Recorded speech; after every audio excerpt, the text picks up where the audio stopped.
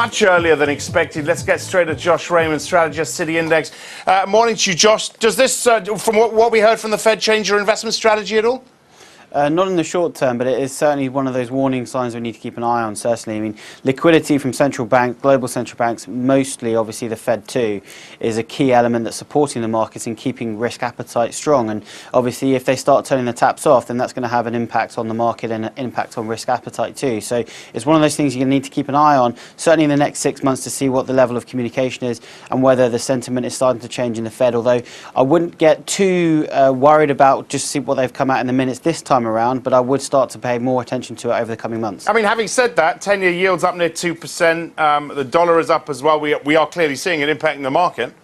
Yeah, you're seeing the impact in the market now, but in terms of risk appetite towards equities, I don't think you're going to see a dramatic impact. And don't forget, I mean, today we've got non-fund payrolls out as well, so that's going to play a role in terms of how much money is actually at play and how aggressive people are going to be buying into the market today. ADP was good yesterday. What are you expecting on the payrolls, and what could actually shift the market?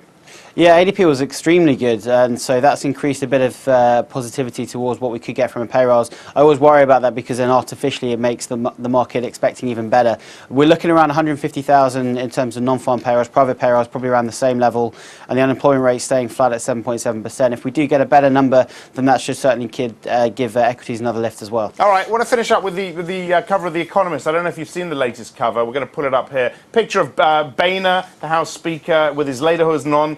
Clearly a German. We've got Obama with a beret, a French beret on, with a couple of baguettes there.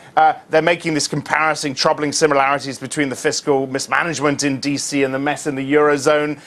Political incompetence, I think, seems to be the main thing. Do you buy this comparison? I do, absolutely. I think they've got it nailed on, really. I always worry when politics gets involved in economics and fiscal policy, and unfortunately it's one of those things that we're just going to have to get used to with the US. We saw it, obviously, in 2011 when they first tried to raise the debt ceiling, of course. We've seen it again now, and I worry we'll see it again in February when they look to raise the debt ceiling again.